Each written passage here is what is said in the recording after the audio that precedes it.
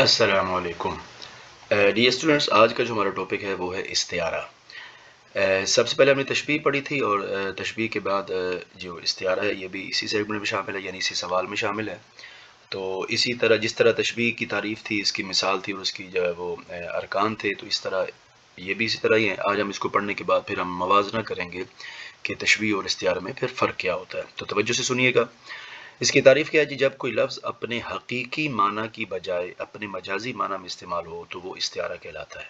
ٹھیک ہے جی، جب کوئی لفظ اپنے حقیقی معنی کی بجائے مجازی معنی میں استعمال ہو تو وہ استعارہ کہلاتا ہے۔ اب پہلا سوال یہ ہے کہ کسی بھی لفظ کا حقیقی یا مجازی معنی کیا ہوتا ہے؟ تو یاد رکھیں، جو چاند ہے نا، چاند کا جو حقیقی معنی ہے وہ وہی ہے جو چاند ہمیں نظر آ رہا ہوتا ہے، اس کی جو فزیک ہے، اس کا جو جسم ہے، یہ اس کا حقیقی معنی۔ جب ہم چاند کہتے ہیں تو ہمارے مائنڈ میں جو چیز آتی ہے وہی اس کا حقیقی معنی ہوتا ہے۔ اور چاند سے جب ہم خوبصورتی مراد لیتے ہیں تو وہ جو چاند سے ہم خوبصورتی مراد لے رہے ہوتے ہیں نا، وہ اس کا مجاز ہوتا ہے۔ تو گویا کہ چاند کی حقیقت کیا ہے؟ اس کا جسم۔ اور چاند سے مجاز کیا ہے؟ اس کا چاند کا جو مجاز ہے وہ اس کی خوبصورتی ہے۔ ٹھیک ہے، تو چاند کا جب حقیقی معنی لیں گے تو وہ اس کا خود مجسم جسم ہوگا، اور اگر چاند سے مجازی معنی لیں گے تو اس سے مراد اس کی خوبصورتی ہوگی۔ تب دیکھیں نا، اس کو مثال سے سمجھ لینا کہ اگر ہم کہیں جی میرا چاند آیا، جیسے میں نے مثال میں بھی لکھا ہوا ہے میرا چاند آیا۔ اب دیکھیں نا کہ جب آپ سوچتے ہیں کہ چاند آیا، کسی نے کہا جی میرا چاند آیا، تو اب ظاہری سی بات ہے کہ یہ سوچتے ہیں بھی اصلاً حقیقت تو نہیں آ سکتی نا۔ مطلب ماں کہتی ہے میرا چاند آیا، تو اس کا مطلب ہے کہ ماں حقیقت تو مراد نہیں لے رہی نا کہ چاند آ گیا ہے، مطلب آسمانوں سے اتر کے چاند ہی آ گیا ہے۔ تو چاند کا آ جانا حقیقت ہے، لیکن یہ ہو نہیں سکتا۔ تو مجاز اسے ماں کیا لے رہی ہوتی ہے کہ میرا بیٹا، میرا ایسا بیٹا میرا آ گیا جو چاند کی طرح خوبصورت ہے، تو وہ میرا بیٹا آ گیا۔ تو یہ مطلب فرق ہے اس میں، کہ جب بھی آپ اس طرح کی کوئی مثال دیکھتے ہیں تو ظاہری سی بات ہے کہ آپ سمجھ جاتے ہیں بھی حقیقت تو نہیں آ سکتی۔ اگر کہتے ہیں میرا شیر آیا، اب شیر تو نہیں آ سکتا۔ ٹھیک ہے، تو شیر کا جو جسم ہے وہ اس کی حقیقت ہے، اور جو شیر سے ہم بہادری مراد لے رہے ہوتے ہیں وہ اس کا مجاز ہے۔ تو یہ آپ کو سمجھ آ گیا کہ کسی بھی لفظ کا حقیقی اور مجازی معنی کیا ہوتا ہے۔ ٹھیک ہے جی، اچھا اس کی مثال، استعارے کی مثال کے جی دوبارہ سے تعریف پڑھ لیتے ہیں۔ جب کوئی لفظ اپنے حقیقی معنی کی بجائے مجازی معنی میں استعمال ہو تو اسے استعارہ کہتے ہیں۔ اس کی مثال کیا ہے جی؟ میرا چاند آیا۔ ٹھیک ہے جی، اس کی مثال کیا جی؟ میرا چاند آیا۔ اس کے ارکان جو ہے وہ 3 ہیں، یاد رکھ لیں۔ تشبیہ کے جو ارکان ہیں وہ 5 ہیں، اور استعارہ کے ارکان 3 ہیں۔ اس کو ذرا آپ نے اس کو پڑھنا صحیح طرح سے ہے: مستعار منہ، مستعار لہو، اور وجہ جامع۔ ٹھیک ہے جی، مستعار منہ، یہ بھی مختصر تعریفیں میں نے خود بنائی ہیں آپ کے لیے تاکہ آپ کے لیے آسانی ہو جائے، کیونکہ آپ کی بکس کے اندر جو ہے وہ تعریفیں لمبی ہیں، تو اس کو مختصر سے آپ نے یاد رکھنا ہے۔ مستعار منہ، مستعار منہ کا مطلب ہوتا ہے جس سے معنی ادھار لیا جائے۔ مستعار منہ، جس سے معنی ادھار لیا جائے، اور مستعار لہو ہوتا ہے جس کے لیے معنی ادھار لیا جائے۔ من کا مطلب عربی میں سے ہوتا ہے، تو اس سے آپ اس کو یاد رکھ سکتے ہیں کہ مستعار منہ کا مطلب ہوگا جس سے معنی ادھار لیا جائے، اور مستعار لہو کا مطلب ہوگا جس کے لیے معنی ادھار لیا جائے۔ اور وجہ جامع وہ مشترک خوبی جو طرفین استعارہ میں پائی جائے۔ ٹھیک ہے جی، ادھر تھا وجہ جامع اور وجہ شبہ، اس کی یہ سیم ہی چیزیں ہیں، بس اس کا نام چینج ہے۔ تشبیہ میں جب آپ نے اس کو پڑھا تھا تو وہاں پہ اس کا تھا وجہ شبہ۔ ٹھیک ہے، اور یہاں پر اس کا نام کیا ہے؟ وجہ جامع۔ تو یہاں پر اس کی تعریف کیا جی؟ وہ مشترک خوبی جو طرفین استعارہ میں پائی جائے، اور تشبیہ میں کیا تھا؟ وہ مشترک خوبی جو طرفین تشبیہ میں پائی جائے۔ تو طرفین استعارہ کون کون سے ہیں؟ مستعار منہ اور مستعار لہو، یعنی یہ دونوں طرفین ہیں۔ طرفین، طرف کا تثنیہ ہے، طرف کا مطلب ہوتا ہے یعنی ایک اینگل، ایک طرف۔ تو مستعار منہ کیا ہو گیا جی؟ جس سے معنی ادھار لیا جائے۔ مستعار لہو جس کے لیے معنی ادھار لیا جائے، اور وجہ جامع وہ مشترک خوبی جو طرفین استعارہ میں پائی جائے۔ ٹھیک ہے جی، اب ہم ان اراکین کو، ارکان کو اس مثال کے اوپر لاگو کریں گے، اور ہمارا استعارہ جو ہے وہ حل ہو جائے گا۔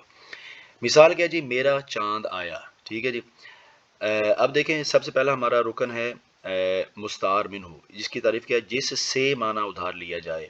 تو یاد رکھیں اس مثال میں جو چاند ہے یہ ہے مستعار منہ، کیونکہ ہم چاند سے معنی ادھار لے رہے ہیں۔ ٹھیک ہے، جیسے ماں کہتی ہے کہ میرا چاند آیا، تو چاند ظاہری سی بات ہے کہ ابھی میں نے پچھلے لیکچر میں بھی آپ کو بتایا کہ چاند سے ہمیشہ مراد جو ہے وہ خوبصورتی لی جاتی ہے، تو چاند سے معنی ادھار لیا جا رہا ہے، تو اس لیے اس مثال میں چاند جو ہے یہ مستعار منہو ہے، ٹھیک ہے۔ اور اگلا رکن ہے ہمارا مستعار لہو۔ مستعار لہو کی تعریف ہم نے پڑھی کہ جس کے لیے معنی ادھار لیا جائے، جس کے لیے معنی ادھار لیا جائے، تو اس مثال میں مستعار لہو کون ہے؟ تو یاد رکھیں استعارے کی مثال میں یہ پکا ایک اصول یاد رکھ لیں کہ استعارے کی مثال میں صرف اور صرف ایک، ان تینوں میں سے صرف ایک رکن ذکر کیا جاتا ہے اور وہ ہے مستعار منہو۔ استعارے کی مثال میں ہمیشہ مستعار منہو کو ہی ذکر کیا جائے گا، ٹھیک ہے جی، اور کوئی نہیں آئے گا۔ تو میرا چاند آیا یا میرا شیر آیا یا جو بھی مثال ہو، تو چاند جو ہے یا شیر جو ہے مثالوں میں، اب اس مثال میں دیکھ لیجئے کہ میرا چاند آیا، تو اب اس مثال میں جو چاند ہے یہ مستعار منہو ہے، ٹھیک ہے، یعنی اس سے معنی ادھار لیا جا رہا ہے۔ اب وہ بندہ کہاں ہے جس کے لیے معنی ادھار لیا جا رہا ہے؟ تو یاد رکھیں استعارے کی مثال میں مستعار لہو کبھی بھی لفظوں میں موجود نہیں ہوتا، ٹھیک ہے، یہ ہمیشہ غائب ہوتا ہے، کیونکہ اگر اس کو بھی ذکر کر دیا جائے تو پھر یہ استعارہ نہیں رہے گا، ٹھیک ہے، کیونکہ استعارہ جو ہے وہ تشبیہ سے زیادہ بلیغ ہوتا ہے، ٹھیک ہے، تو اس لیے یہاں پر مستعار لہو کو ذکر نہیں کیا جاتا۔ تو لفظوں میں جو موجود ہے وہ صرف مستعار منہو ہوگا، اور جو مستعار لہو ہوگا وہ لفظوں میں موجود نہیں ہوگا۔ تو اس مثال میں جو مستعار لہو ہے وہ کون ہے؟ بیٹا، ٹھیک ہے جی۔ اب چاند ہو گیا مستعار منہو اور بیٹا ہو گیا مستعار لہو۔ تو اب تیسری بات کیا ہے؟ وجہ جامع۔ اب وہی ہم نے دیکھنا ہے کہ چاند میں اور بیٹے میں جو وجہ جامع ہے وہ کیا ہے؟ وہ اسی طرح یہ جو تشبیہ میں تھی کہ چاند اور بیٹے کے اندر جو مشترک خوبی ہے وہ کیا ہے؟ خوبصورتی، ٹھیک ہے۔ تو اس میں اس استعارے کی مثال میں وہ جو خوبصورتی ہے اس کو ہم کیا کہیں گے؟ وجہ جامع، ٹھیک ہے جی۔ تو یہ ہو گیا آپ کا استعارہ، یہ بڑا مختصر سا ہے اور آسان سا ہے، بس آپ نے یہ بات یاد رکھنی ہے کہ جو استعارہ ہوتا ہے اور جو تشبیہ ہے، اب اس کے اندر ہم ایک تھوڑا سا فرق جو ہے وہ پڑھ لیتے ہیں۔ یہ دیکھیں، یہ دو مثالیں آپ کے سامنے لکھی ہیں، ایک ہے میرا چاند آیا، دوسرا ہے میرا بیٹا چاند کی طرح ہے۔ اب دیکھیں کہ اس پہلی مثال میں یہ استعارے کی مثال ہے، اور ہمیں کیسے پتا چلا کہ یہ استعارے کی مثال ہے؟ کیونکہ اس میں صرف چاند کا ذکر کیا گیا ہے، بیٹے کا ذکر نہیں کیا گیا، ٹھیک ہے۔ سب سے بڑی نشانی یہی ہے کہ اگر چاند اور بیٹے دونوں کا ذکر کیا جائے تو اس کا مطلب ہے کہ وہ تشبیہ کی مثال ہوگی، اور اگر صرف چاند کا ذکر کیا گیا ہے یا صرف شیر کا ذکر کیا گیا ہے تو وہ مثال جو ہے وہ استعارے کی ہوگی، ٹھیک ہے جی۔ اب میرا چاند آیا، اب اس میں صرف چاند ذکر ہے، یہ میں دوبارہ دہرا رہا ہوں کہ استعارے کی مثال میں ہمیشہ مستعار منہو کو ہی ذکر کیا جائے گا۔ تین اس کے جو ارکان ہیں، مستعار لہو، مستعار منہو اور وجہ جامع، اس میں سے صرف مستعار منہو ہے ہمیشہ، جو آپ کی ظاہری مثال کے اندر آپ کو نظر آ رہا ہوگا، اور جو بیٹا ہے، ٹھیک ہے، وہ استعارے کی مثال میں بیٹے کا ذکر نہیں کیا جائے گا، کیونکہ اگر استعارے کی مثال میں بیٹے کا ذکر کر دیا جائے تو پھر تشبیہ اور استعارے کی مثالوں میں فرق باقی نہیں رہے گا۔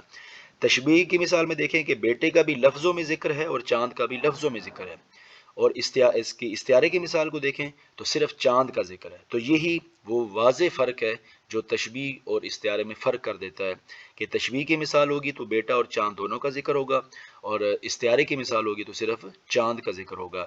اور استعارے کی مثال میں جو بھی لفظ ذکر کیا جائے گا جس میں استعارہ چلتا ہے وہ ہمیشہ ہمیشہ مستعار منہو ہی ہوگا۔ امید ہے کہ آپ کو یہ بات سمجھ آ گئی ہوگی، باقی آپ کمنٹس میں مجھ سے بات کر سکتے ہیں۔ السلام علیکم۔